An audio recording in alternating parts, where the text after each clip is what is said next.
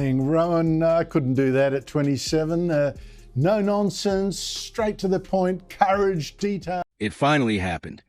The lawsuit they thought would disappear quietly has exploded into the most expensive television judgment in U.S. history. Karoline Leavitt didn't just win. She delivered a cultural earthquake. The $800 million ruling didn't merely sting. It struck a fatal blow to ABC and The View, igniting what insiders now call a slow-burning corporate implosion. Whoopi? Silent. Joy? Nowhere to be found. Sunny? Reportedly on the phone with her lawyers. Again. And Karoline? She's walking like she owns the press. This isn't just a legal victory. It's a reckoning. A media earthquake with surround sound. What was once daytime TV's most untouchable talk show is now facing a harsh new reality. Bankruptcy. The View, once the queen of midday ratings, is spiraling. Stay locked in, because what's coming next is pure chaos. We're pulling back the curtain on the collapse. Every twist, every leaked message, every desperate settlement offer. You'll see how Karoline flipped the script on one of the most powerful platforms in television. This goes beyond accountability. It's karma in high definition, and it's loud. Before we dive into the full breakdown, hit that like button if you're tired of the media's double standards, and subscribe so you never miss the next media shakeup. Subscribed? Good. Now let's unpack how The View went from dominating the screen to crashing in court. There is so much good news, so much winning out of the Trump White House right now that the mainstream legacy media can't keep up with. The moment the gavel dropped and the $800 million judgment became reality, the tremor didn't just shake The View, it rocked ABC's entire financial core. In mere seconds, the shockwaves hit Wall Street like a wrecking ball. ABC's parent company, once considered too big to fail, saw its stock nosedive.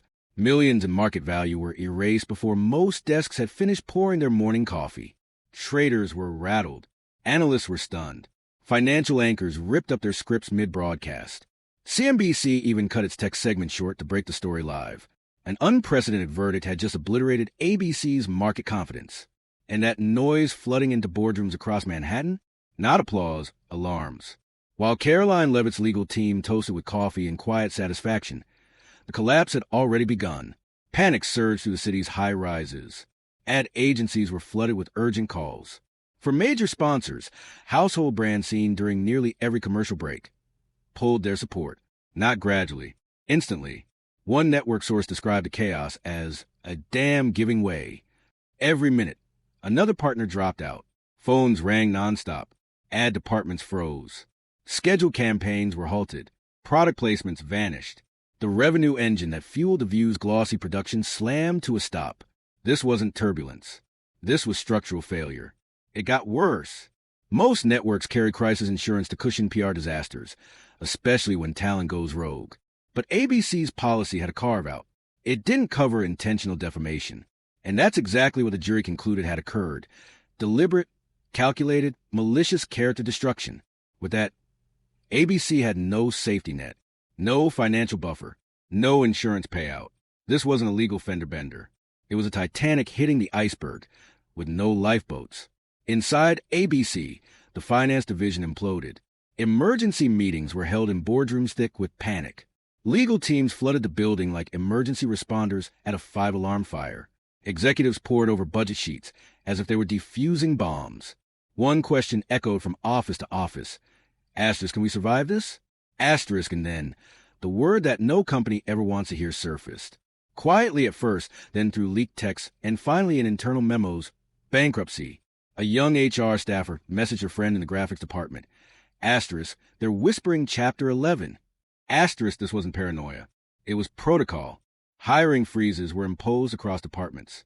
Budgets were gutted. Studio travel was canceled. Security details slashed. Catering downgraded from filet mignon to soggy sandwiches and bitter coffee. And through it all, Karoline Leavitt said nothing. No press tour. No social media celebration. No smug sound bites. Just silence. And that silence, it roared. Her restraint cut deeper than any headline. As ABC's empire buckled, Karoline remained still, watching, waiting, holding her line. The woman they once mocked as a punchline had become the storm itself. But the real unraveling didn't stop at the network. No, the spotlight didn't just freeze on ABC.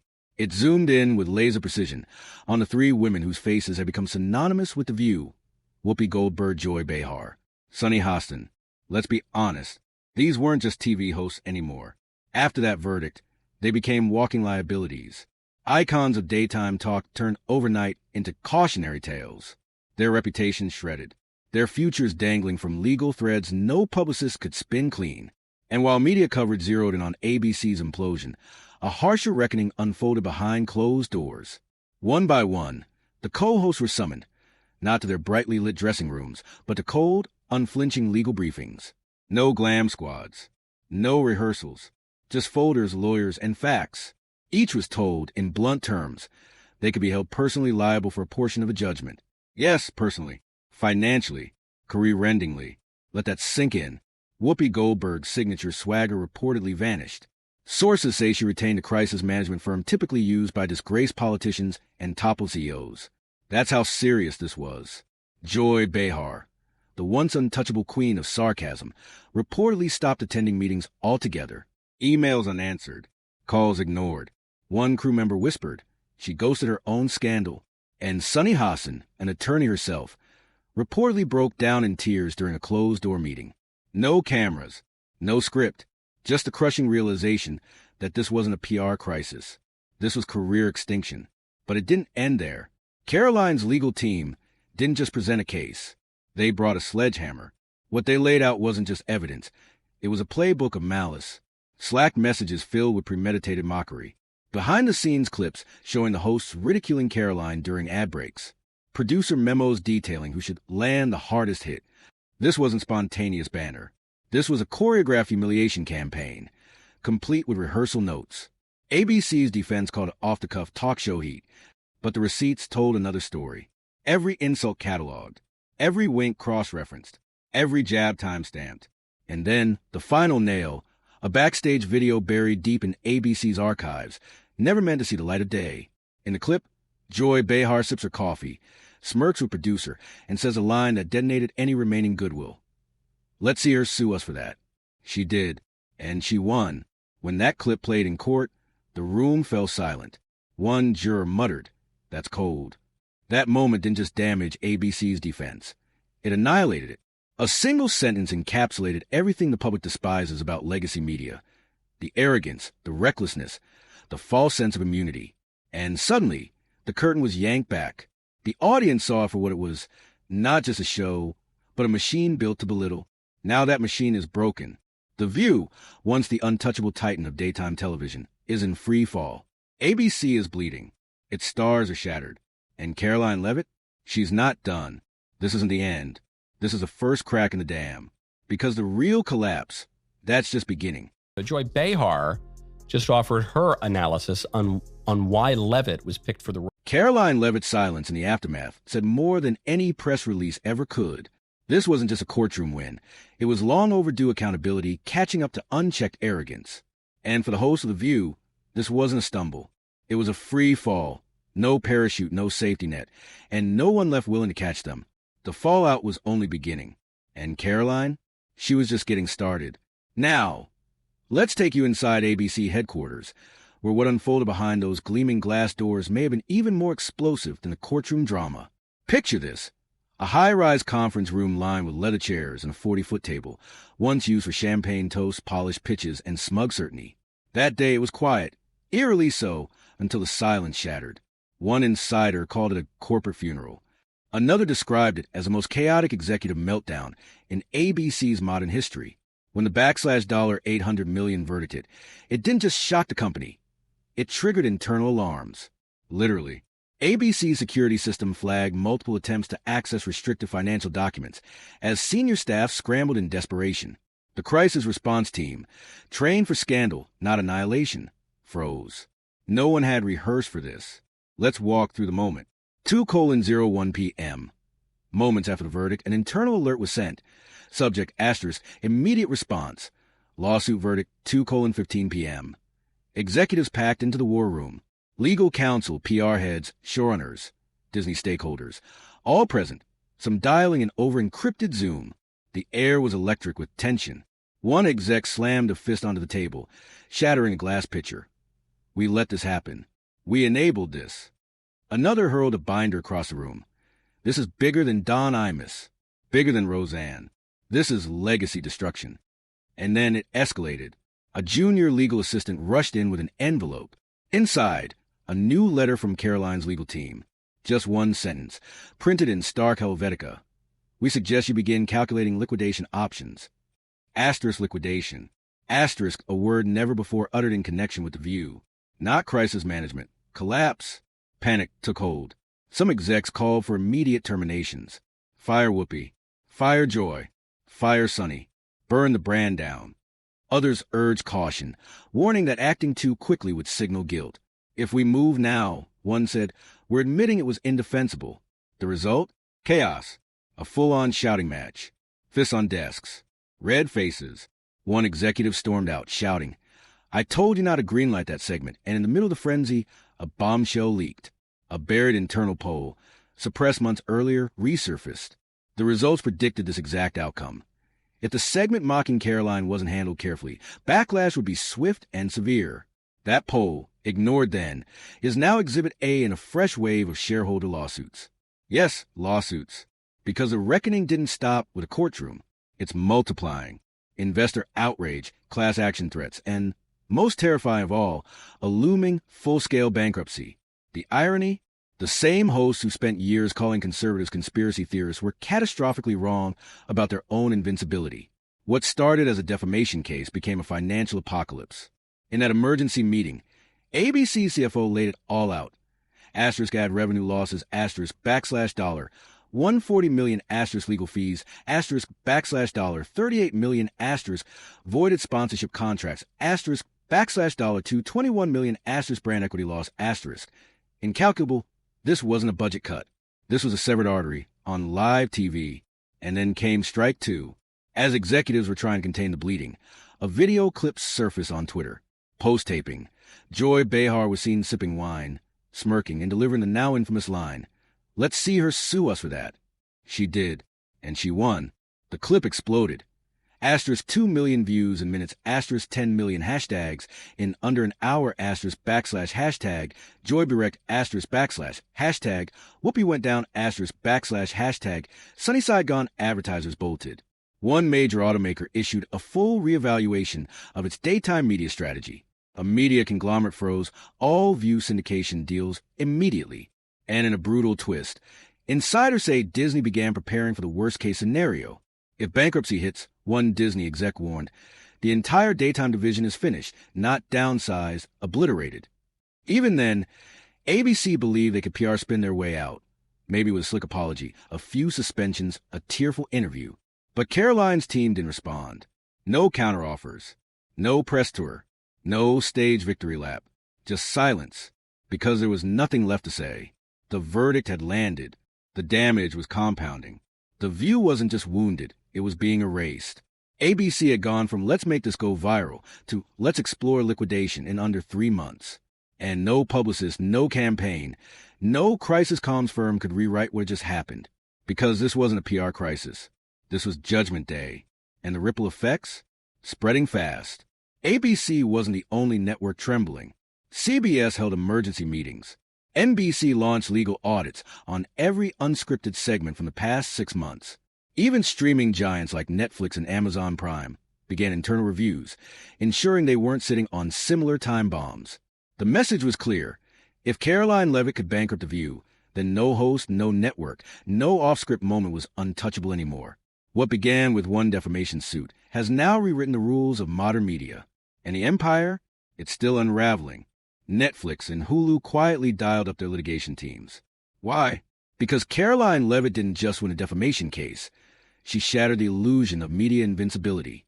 Now, the entire broadcast industry is treating talk shows like walking lawsuits. Legal departments are combing through old segments like crime scenes. Scripts are being gutted mid-production like someone's hiding evidence. And hosts? They're attending mandatory defamation training. One CNN insider revealed that new talent contracts now include narrative liability clauses, which make hosts personally responsible for anything they say on air. Yes, the same people who once riffed off teleprompters with smug impunity now need legal clearance to joke. TikTok is calling the talk show takedown. Twitter is flooded with tags like #ViewBankrupt, #CarolineKarma, #RegipDeer, and #MediaReckoning. Influencers are dissecting the case frame by frame. YouTube is drowning in 3-hour deep dives. Left wing, right wing, pundits everywhere agree on one thing. This wasn't just a win for Karoline Leavitt. This was the beginning of a media reckoning. The moment unchecked narrative power finally got held to account. Just sit with this. A 26-year-old conservative woman dragged the most powerful daytime talk show in American television history into court and drained it. No screaming, no social media meltdowns, no grandstanding interviews. Just calm, calculated evidence and a surgical dismantling of institutional arrogance. That's not just a news cycle. That's folklore. Now the whispers are growing louder. Political insiders are eyeing 2028. One campaign source allegedly said, asterisk, she's got the platform. She's got the fire-tested base. Asterisk, and they're right. The media tried to bury her in sarcasm. She buried them in affidavits. She's being called conservative AOC, except instead of tweets, she uses subpoenas. In an era where media manipulation was business as usual, Karoline made them pay, not with hashtags, with a courtroom and the truth. And that's the final blow. The View didn't just lose a trial. They lost the culture war. Let's not forget the irony. These were the same voices who mocked half the country, who labeled dissent as danger. One of the View's hosts once called America First voters a threat to democracy, because apparently it's now radical to want secure borders, a strong military, or an economy that puts American workers first. But here we are, not just the end of a verdict, but the end of an era. The studio lights are dim. The makeup mirrors reflect nothing but silence. Audience tickets are suspended indefinitely. ABC, once a titan of daytime television, is now bleeding from every artery, financially, reputationally, and morally. The View isn't just stumbling. It's gasping for air. And standing calmly on the other side of the wreckage, Karoline Leavitt, the underestimated voice, the political outsider, the one they dismiss with a smirk, the one who just torched decades of media arrogance with grace, focus, and receipts. And let's be honest, this didn't start with some elaborate scheme. It started with one smug jab, one segment designed not to debate, but to destroy. It was a trap, not a conversation. A hit piece, not journalism. But what got dismantled wasn't Karoline. It was The View. $800 million later, the scoreboard doesn't lie. Karoline, victorious. The View, vaporized. They laughed. She filed. They ridiculed. She organized.